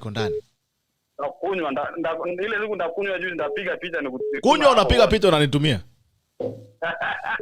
Aroni. Na utembee mtaani bwana. Nakuja. Haya, jambo bunga la mwenyeji. Yes bwana Gerald, habari yako? Mudosi, mambo? Tumesimama tukusikie. Pongezi sana. Asante, habari ya New Jersey? Nikupe pongezi sana. Leo ushawahi kwenda kuteka samaki Gerald? Samaki huko kwetu, samaki nimeona ya Nairobi wakati nilipata pesa kidogo. Ule samaki nilikuwa naona kwa kitabu ya GHC. Samaki. Unasikia mtu anasema leo umeshika ile kubwa. Okay. Of all the programs, I'd like to congratulate you for applying. That is the kind of talk we want to hear. The big face. The problem is of our country is policy. Okay. Policy number 1, policy number 2, and policy number 3. It is what that has gotten us into all this trouble. Okay. Because the policy formulators have turned to be politicians or have been taken over by politicians. And that is why kuna mtu alisema wakati moja alisema msemo akasema, you know, if you don't share with the poor, if you don't share your richness with the poor will share their poverty with you. That is exactly what is happening now. Unaona mambo inafanyika huko Laikipia. It is because wale wenye wako nazo they don't want to share na wale ambao hawana. So unakuta wale ambao wako hawana inakuwa kwamba wanahangaika zaidi. So wanaanza kulemea wale wenye wako nazo. Kitu ya pili, wakati huyo jamaa ameongea vitu vizuri mingi sana mzuri, akasema kitu kingine, akasema kwamba it should be our collective responsibility to fix our country, because there's no use to be a leader when the fabric called Kenya have all kind of skills that is bedeviling it, and you're calling yourself a leader. Because it's of what use? You cannot rule people, you cannot. That is why you see things are going out of control. Okay. And the way unaona hii poverty imeingia, I'm telling you what you're seeing, kama ulinyang'anywa simu juzi. Hata nimesikia Abdullahi anasema, you know, those kind of vuruta bana, lakini hata huko nitumia kitu ya simu, ndio hata ya simu bwana. Nitakutumia. So anasema hivi, kwa sababu corona imekuja hii, it will cause more trouble. Saizi hata whatever you think is just the tip of the iceberg. Because what is going to come after this, the economic situation that people will be, there will be a lot of crime. Because saizi watu bado wako na ile shock absorbers, wako na ile stock kidogo, wako na nini. But when everything will be depleted and the economy is zero, everything will go down. So mimi napenda tu kurudishia nyinyi na niwaambie shukrani sana. Asante sana. The kind of talks Abdullahi anasema hapa is what we really want to be. Because this is a serious program. And na mimi kama data analyst, mimi nakwambia things are going to get worse. Hii maneno ya kushinda wa kukimbizana na mtu mmoja is very wrong. So kitu ya pili nirudi kwa Abdullahi. Nashukuru sana kumuona yeye ni mswala. May Allah bless him more and aendelea kumpatia more wisdom so that he can give back to the country, because he's talking what the country is hungry and thirsty for. Thank you very much. Asante sana ndugu yangu. Thank you so much for joining us this morning. It was a pleasure to have you. Najua kwa kwenu masaa ni mbaya, lakini umehakikisha kwamba umekaa rada uweze kutusikiza. Kabisa. Kwanza Abdullahi, leta mara mingi sana. Atakuja. Nataka let Lucia alafu tu host hii program. Kureplicate yetu kwa na kama watu 100 kama yeye, then I think we'll be doing very good. Okay, asante sana ndugu yangu. Haya. Thank you. Huyu ni jamaa ni Jesse. Asante sana ndugu yangu kwa na usiku mwanana. Haya, bunge la mwananchi bado iko wazi. Nambari ni 779-800-010 au 779-800-010. Tukielekea upande wa mwisho, nambari bado iko wazi. Bunge la mwananchi bado iko wazi. Nambari ni 779-800-010. 779-800-010. Unaweza kupiga simu tuweze kuzungumza pamoja. Nambari ya simu ni ile pale umesikia, 779-800-010. 779-800-010. 779-800-010. Haya, acha tusikie Amunga. No. Umesikia mambo ya wananchi? Nimesikia. Wacha tuseme wananchi wameongea vizuri. Mainly hata nikisoma the comments kwa mtandao pale, the people watasikia ujamaa tu. Watasikia ujamaa mwisho. Unakongwa kiasi. Bunge la mwananchi. Bunge la mwananchi, habari yake? Bunge la mwananchi, good morning. Good morning, Gerard. Haya, zima pale nyuma. Tuongee. Haya, sema dadi. Nampota tena. Mwambie azime simu kaamua kunyonga. Haya. Ungesema zima tackle, wewe umesema zima, tunazima simu. Nimesema zima hapo nyuma. Instructions hujasema. Zima hapo nyuma. Zima tackle. Simu.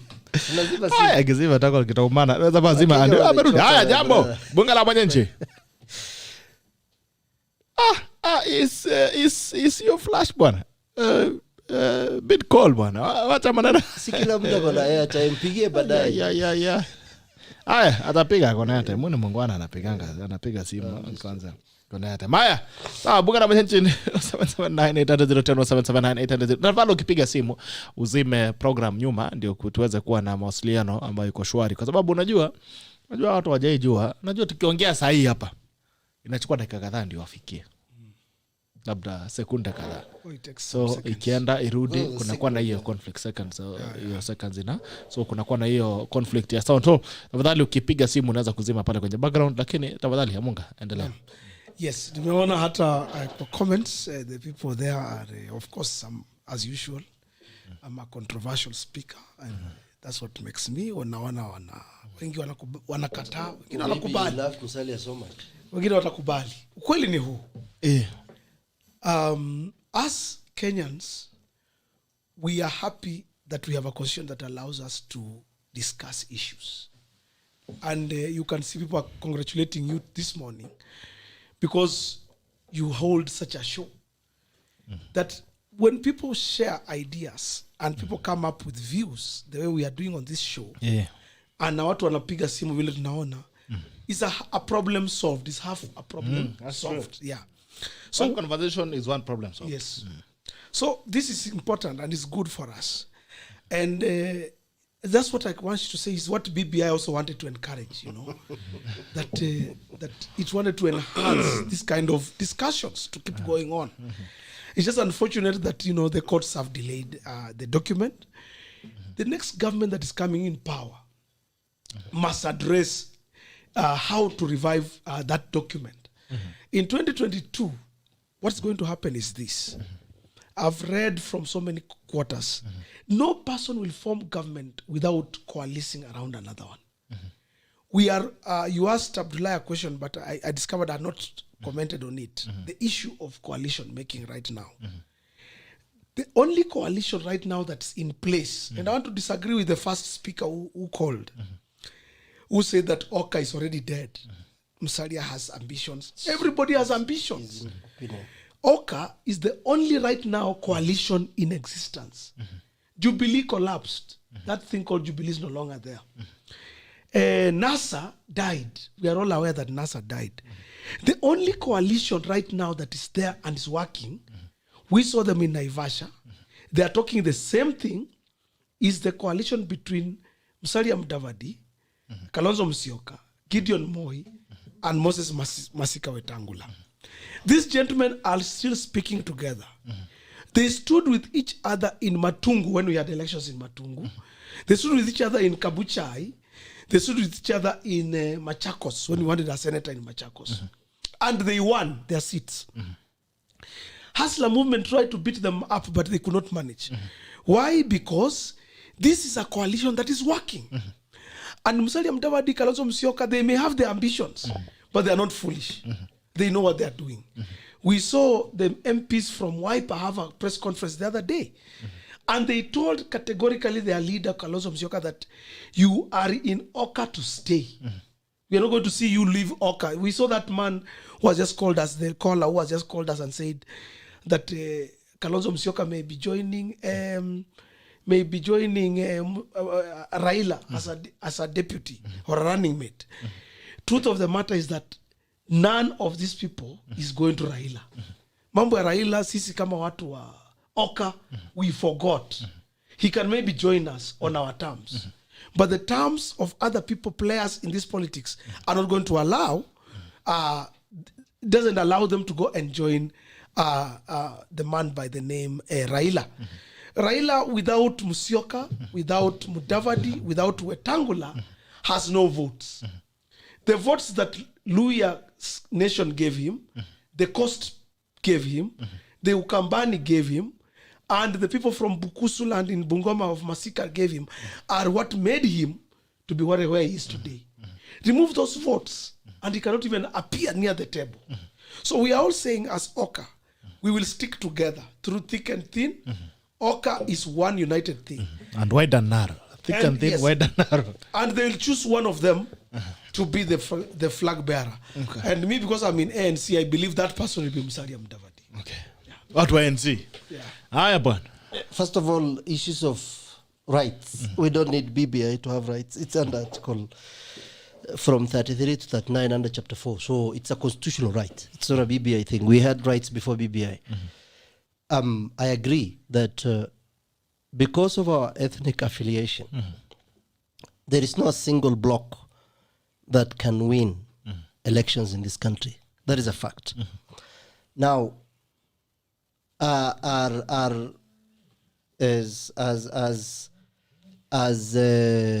Mudavadi is now in Okoa, first of all, I am not in the league Oka aspersions on leaders. Musalia is a Kenyan leader. He is a very learned friend.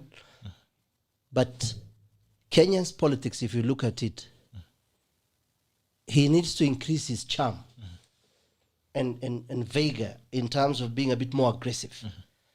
In the sense that if you think power is given, I said, and I'm saying it again, he will wait for a very long time. No one gives power to any man.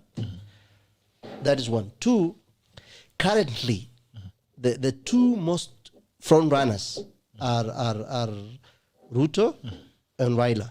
And then there's Oka on the other side.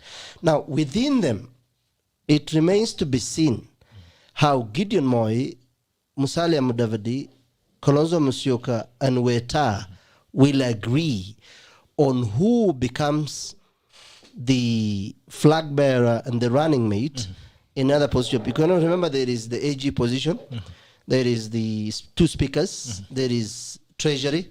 Those are the key areas where people look at. Now, Raila had always the votes, as my brother said, from Kenyans. Yes, he didn't have the state. Now, he has a state. Now, there are three things.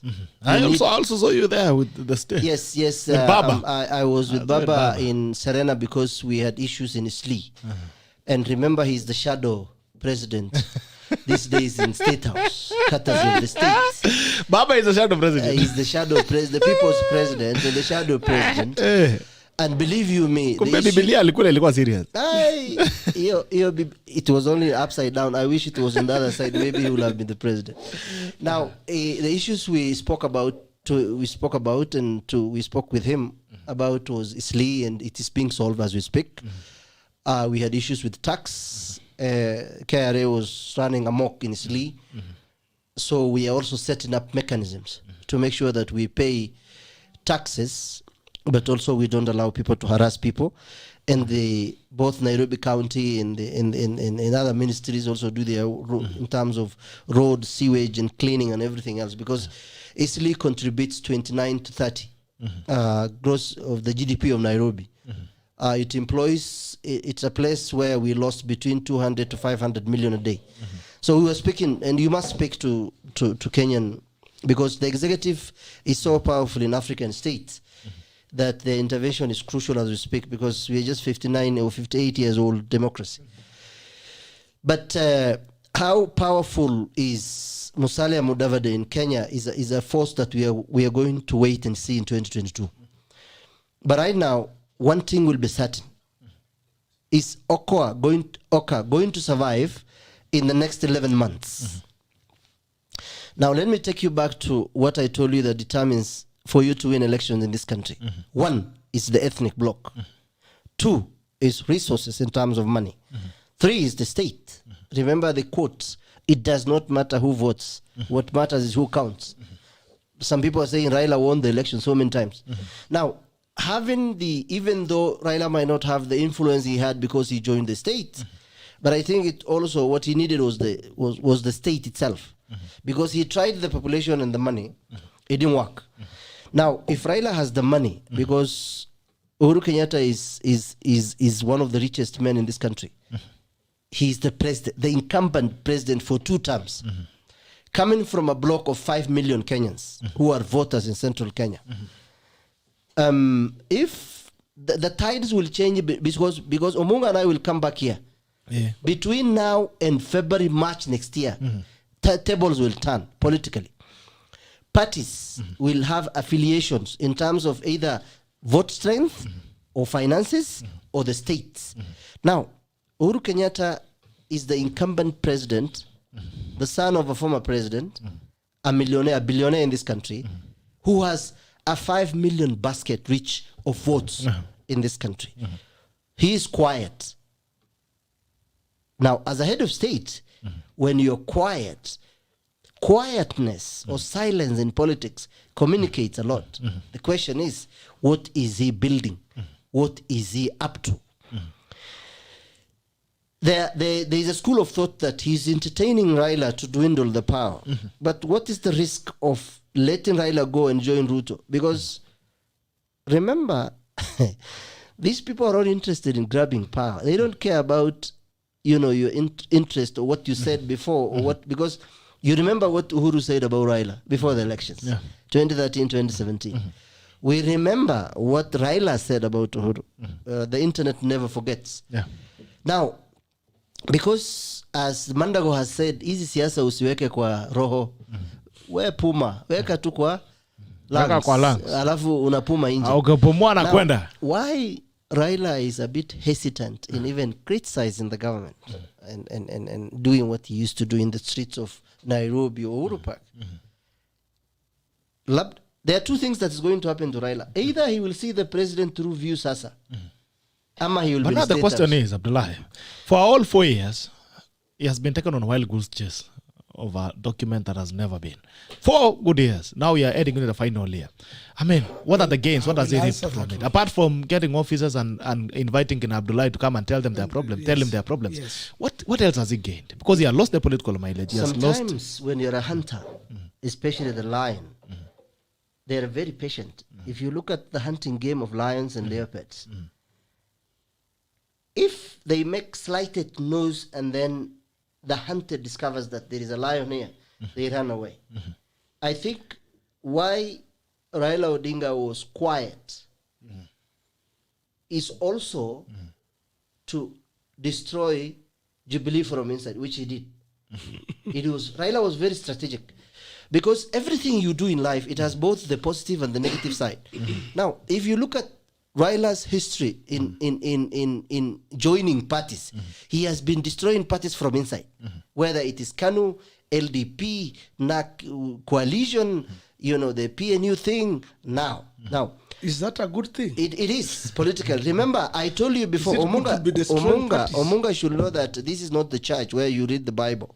And it's not Quran where you read the Quran. It is politics. It's a war of schemers. It's a place of scheming and it's full of deception. That is politics. Now, it's not based on emotions. And I said it's not based on love. Love is a bedroom matter. Politics is interest matter.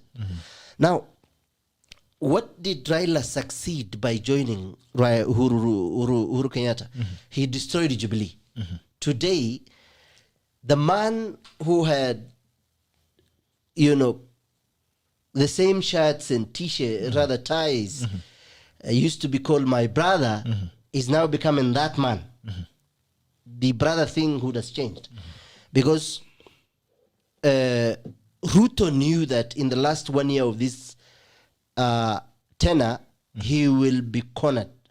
State machineries will be used to, curtail his movements or fight him, where he used to get resources from in terms of contracts and even the affiliate people. KRA, we were told, is going to have tea with him. So it's a government machinery to always dwindle and destroy your. But what Ruto did was smart. I think the people who were advising him from 2017 were futuristic. They must have told him, look, Uhuru Kenyatta is going home, so he doesn't care about you. You need to build momentum right now. One of the members of parliament yesterday told me from Mandera, his daughter told him that, Daddy, you're going to say something in State House. No, this house is UDA. A member of parliament's daughter telling him. So it's not that Ruto is a good man. No. It doesn't mean that he's the son of Jehovah. No. What is happening is... We are all sons and daughters of Jehovah. Well, for I'm saying he's not the only one. We have many of us. And he has not been anointed by God to be the president of this country. So he's a man fighting to be. Now... I want to say something, but maybe finish. Actually finish it. So very quickly, Uhuru has succeeded in one thing. Partly dwindle the influence of Raila in Kenya. Many people are angry with Raila right now. But Raila in turn has succeeded in destroying Jubilee until Jubilee today, Murade and everybody else is associating with Raila publicly. And these are two different parties. ODM but also ran away from Jubilee. The other day they were not there.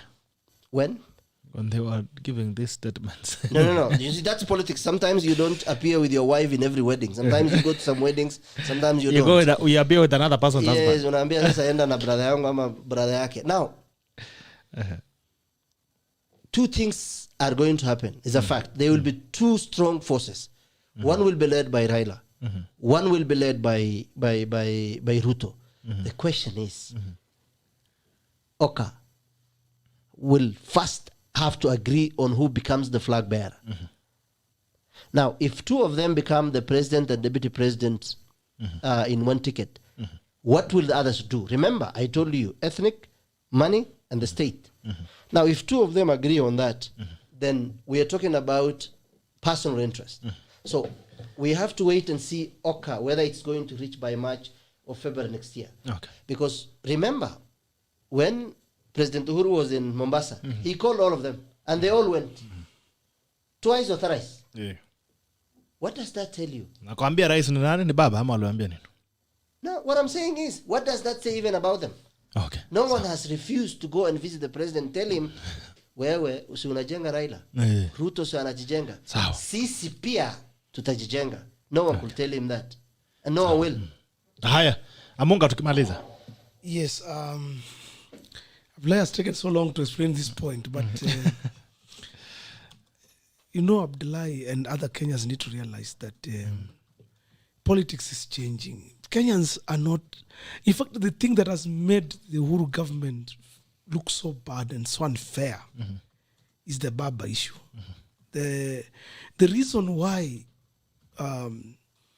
Hasla, leader, deputy president, has made big inroads in places like Central, and even some places like you say, even in Mandera or wherever, is because people look at the handshake as a big PR scheme that has failed them. Handshake is seen as something that derailed the country from the main objective it had. When you see Raila looking for a way to pose with the president, take pictures, inspect non-existent projects, I don't know, in Ukambani, you know, to him, you know, he's an old man in retirement. I think even me, those are the things I want to do.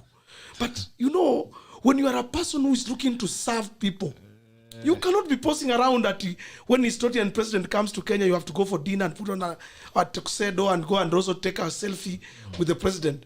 You're only childish or oldish. And maybe that's why Musalia is not performing. No, let's get this. They're all taking pictures. Yeah. No. These pictures. But Musalia is taking pictures with Gideon. Yes, yeah, and Kalonzo and Kenyans. We were with him in Nyeri and Nyandarua. So we are saying this. You can't keep on lying to Kenyans. You see, you can't keep on doing the same thing you have been doing. Raila Odinga, as you put it to us, he has always been destroying parties and trying to build his ODM. You know, he who lives by the sword dies by the sword. We cannot continue destroying people. He destroyed our Ford Kenya, where Wamalwa Kijana was to take over from his father. Raila destroyed us. He made problems. Thank God Wamalwa Kijana ended up being a president, a deputy president. We want to say this. We moved on from the politics of Baba. Hizo politics za handshake za kuita watu waisili hapo, kupiga picha nao, na kuwadanganya, nitafanya hii, when we all know he'll do nothing. You know, apart from going to take some ugali hapo at State House, there's nothing. He has no constitutional power, no constitutional mandate to do anything for this country. Nothing. He's just there as a photograph. To be seen here and there. Mara is riding a train. Mara is meeting people from Isili. He can do nothing for the people of Isili. Nothing. Yes, he done, bwana. Hakuna kitu. Abdullahi atakwambia vile amenyorosha kazi. I want somebody to give me, any of our listeners, to show me one thing that this man has ever done for us. I want to say something about Kenyans need to know. Politics of euphoria cannot help us anymore. And that's why we need a Kibaki moment. A Kibaki moment is, we look at this leader. Somebody has put it very clearly.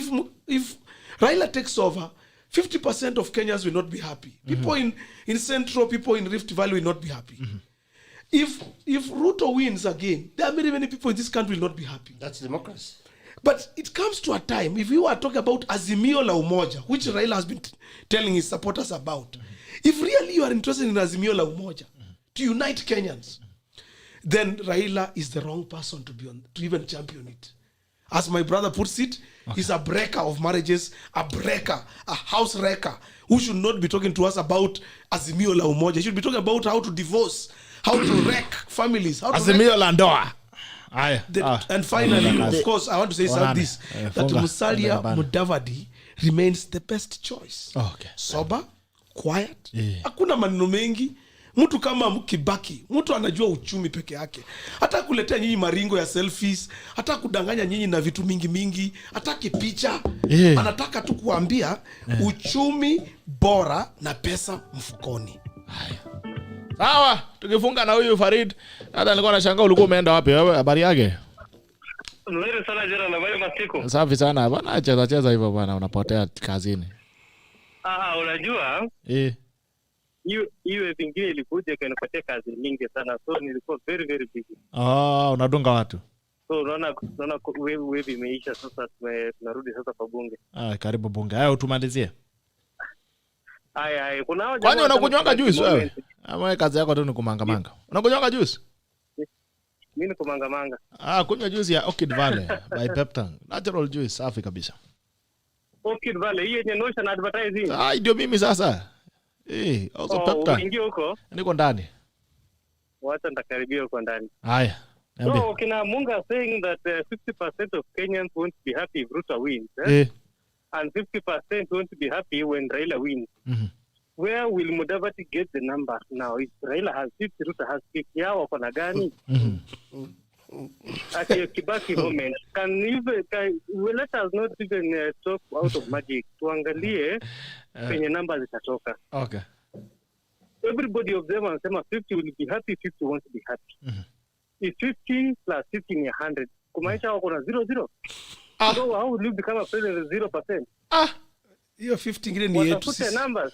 So 50 100. So hakuna percentage ya kugawana tena. 100.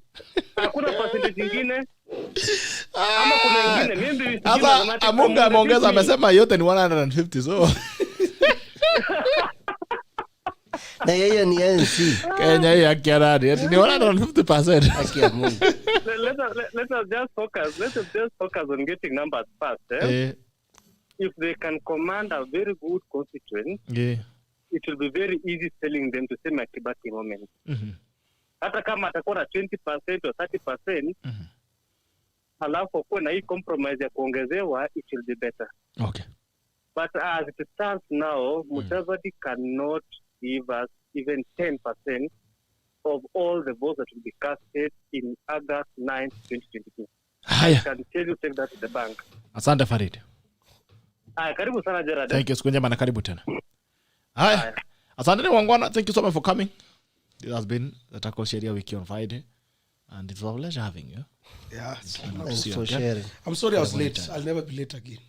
I'll always come to this show. Keep your promise. Don't make a promise you can't keep. He's been keep. promising. You've been late 3 times now. Don't make a promise you can't again, keep. And Okay. They say a proper apology is a changed behavior. So you have your last chance from the class. They have also said if you cannot take this show seriously, then mambo itakuwa sawa, itakuwa ngumu kidogo. Haya, nimeona mmoja sasa bitoka. I want to tell you that the consequences of instability in this long post-Moi transition will be a military state. Haya, tuombe mambo yaende sama. James Mwenda anasema I think Amunga even mumbles the name of Musalia in his sleep. And there, we need to share the article extending Uhuru's term. It's there. That article is there. It's running. So, I mean, kama zunguka. Acha tasukumia link hapa asome. Haya, Abbas Njuguna anasema he always talks of future. Tutapanga, transition, and the guy is in the middle of government. Why can't they start doing this now with his brother? The handshake brothers. Okay. Tefino Diama sema nikuulize, are you brother to America? Sijui kama ni mimi ama ni Peter anaulizwa. But tunasema pictures military chopper rides chase cars, but finally you die anasema not a lose, as you have always opined Raila has a huge following in Kenya, unlike your tribal chief Mudavadi. Okay. Kelele ni nini sasa asubuhi? Edric Munene, the momentum of WSR has inspired it's a serious issue. Rao appears like a project of UMK. Oka is like tea without sugar, the real dynasty kids. Okay. Peter anasema ni Peter anaulizwa kama ni ndugu wa Amerix. Haya, Peter sijui kama unajua hata Amerix. Unajua Amerix. Eric Amunga. Kijana wa Eric Amunga is my brother. Oh really? Yeah. Huyo wa Twitter? Yeah, huyo wa Amerix. Hata nitamwambia kwa kitweet mambo yetu hivi because he has a very large following. He's my brother. He doesn't have to tweet you because he has followers. Yeah, he writes bad things. Apendi wa mama kwani anapenda vitu mbaya hivyo? He's even divorced. I don't like him also on that one. He just doesn't like women. Why none has divorced? Who hasn't divorced? Amunga ametangaza. Kuna kitu kama hiyo. Don't like him. I'm defending him. Who hasn't divorced? Now, my parting shot. Wacha tuseme hivi, Gerard. Raila cannot be compared to David. They have all their strength. But right now, as it stands, the only way Musalia Mudavadi is going to be the president of this country is Uhuru to drop Raila. Okay. And pick him, and then maybe Gideon is running mate or the vice versa. Gideon atoa bikura. Atatuambia tu because nilikwambia kuna state. Otherwise, mimi na wao tutaangalia hii presidency kwa view sasa hapo Citizen. Yes. Asante. Raila ana numbers. Hey, boss. Umeroga ndugu yako. Unaroga ndugu yako live. Eric unajua atasoma. Umeroga live. Asante sana. Thank you guys. It's been a pleasure having you. This is Atakona. It ends now. Enjoy your Friday. And take care. We'll see you again on Monday. The Common Sense Edition Live and Business. Until then, take care and we love you. Enjoy your weekend. Ukiniona mahali, unasema unauliza maneno ya juice. Niko na juice. Niko niita mahali. You see somewhere. You see me moving around somewhere. Haya. Taniona. Thank you so much. It's been a pleasure having you. Take care and enjoy your weekend. Bye-bye.